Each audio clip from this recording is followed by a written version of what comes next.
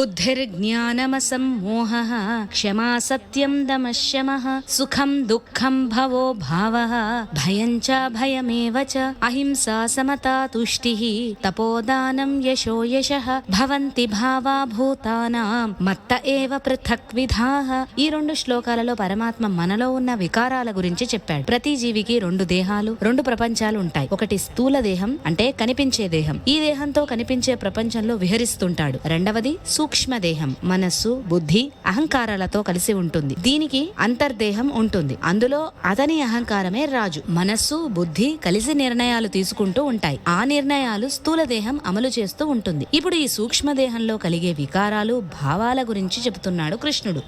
బుద్ధి, జ్ఞానం, మోహం లేకుండా ఉండటం, క్షమించే గుణం, మనోనిగ్రహం, ఇంద్రియ నిగ్రహం, సుఖం, దుఃఖం, జననం, మరణం, భయం లేకపోవటం, అహింస, అందరినీ సమానంగా చూడటం, ఉన్నదానిలో సంతృప్తి చెందటం, ఏ పని చేసినా ఏకాగ్రతతో తపస్సుగా చేయటం, ఉన్నదానిలో ఇతరులకు పెట్టటం, కీర్తి, అపకీర్తి, ఇవన్నీ మానవులలో కలిగిన వివిధ రకాలైన భావాలు, వికారాలు. ఈ వికారాలు, ఈ భావాలు అన్ని జీవులలో నేనే కలుగజేస్తున్నాను, నా వలనే కలుగుతున్నాయి అంటున్నాడు పరమాత్మ. మనలో కలిగే ఏ వికారానికైనా మనసే కారణం. ఆ మనస్సు చైతన్యం కావాలంటే మనలో చైతన్యం ఉండాలి. ఆ చైతన్య స్వరూపమే ఆత్మ. ఆ ఆత్మ పరబ్రహ్మ స్వరూపం. అందుకే వీటన్నిటికీ నేనే కారణం అని మూలానికి వెళ్ళాడు పరమాత్మ. నిజానికి ఈ వికారాలన్నీ ఎవరెవరి పూర్వజన్మ వాసనలను బట్టి, వారి ఆలోచన సరళిని బట్టి, చేసే కర్మలను బట్టి కలుగుతుంటాయి. మూలానికి వెళితే మనసుకు కూడా తానే కారణం. కాబట్టి ఈ మనోజనితమైన వికారాలన్నింటికీ నేనే కారణమని చెప్పాడు పరమాత్మ. అంతేకాని ఇవన్నీ పరమాత్మ చేస్తున్నాడని, ఆయన ప్రేరణతోనే మనం చేస్తున్నామని కాదు. దీపం వెలుగులో మంచి పనులు చేయవచ్చు, చెడ్డ పనులు చేయవచ్చు.